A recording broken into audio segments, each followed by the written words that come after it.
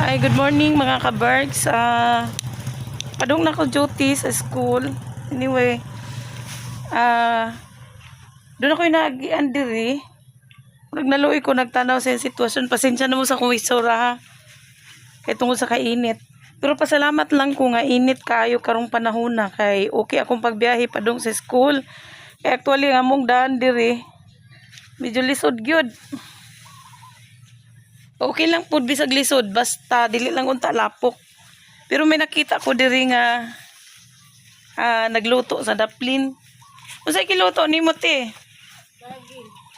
Ayan, nagluto siya banana Q. So di na ko malikayan nga kani atong katabilbilag ba bisag asa ta makapagtabi. So obligasyon nato nga atong komunidad nga atong ma-monitor, makiistorya.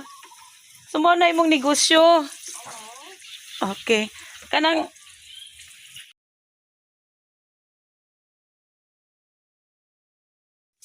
so medyo naluoy ko sa iyahang sitwasyon diri kay bisan sa kainit grabe gid inita.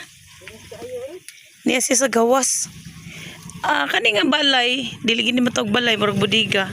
Dati akong nakita wala ni nagbuyo. Unya, karon nakita na ko nga naay nagluto diri sa gawas. Lami kay imong giluto.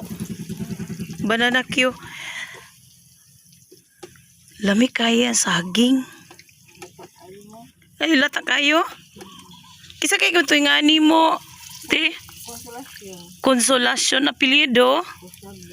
Biyuda ka? Biyuda. So, akong naibawaan niya sa iyang istorya na ako nga naguba ko no yung balay kaya gipa-star sa siya diri sa iyang pag-umangkon. Asa man din tag-iya diri nga balay? Tuwa sa placer. So, in case nga mubalik sila diri, wala na kay kaistaran. So mo ni imong panginabuhian. Kay wala ka na may bana no. Kanang salang ka na biyuda, dugay na ka na biyuda? Dugay na eh. So gusto unta ko mga to sa inyong balay para makita no. Nagluto pa man ko ani eh. So nagluto pa man gud siya pero kinahanglan gid nga tapuson kay lisod sa biyaan. Nani agang iro. Mao ra gini imong panginabuhi no. So hoping na makakita niya mahalin iyang tinda kay ba mo gikan pas bagyo in town. Unya lisod pa gid ron makabangon. Daghang kag saging. Lutuonon.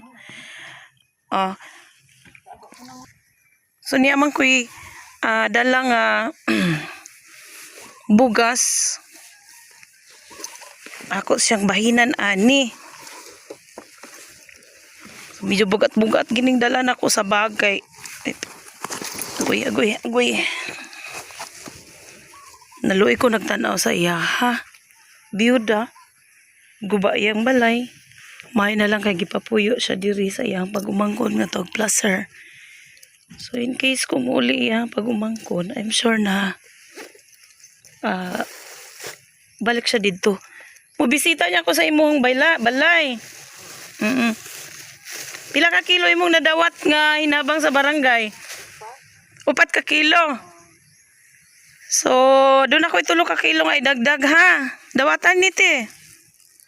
May naling ni makadugang sa imuhang konsumo ha. Salamat ha.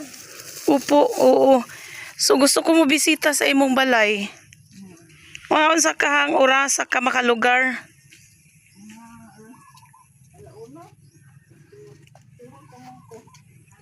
Mosuroy ka pa. Sige.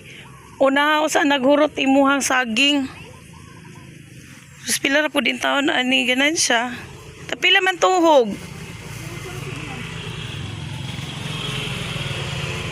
5 ang tuhog.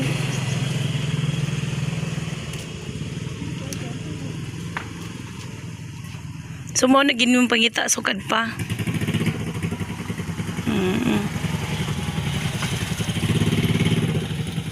So, lami kayo yung saging, sa ganahan mo palitog saging, aladi-aladis daplin sa karsada. Naibong bitaw kung anong naana siya naana diri, nagluto nga. Wala man ni taong sa una. So, diri siya ning taon kay naguba yung balay. Ako kung balik dito, ang dalan lang ito, magipod ako Aw katong imo sang gisaran dito dili po di mo. Gusto ko magbuhat na ako. Ang pulutin ko ba?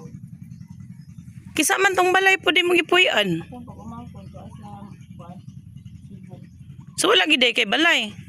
So katong balay nga imong gipuy-an, sa imo po tong pag-umangkon. Gusto ko magbuhat.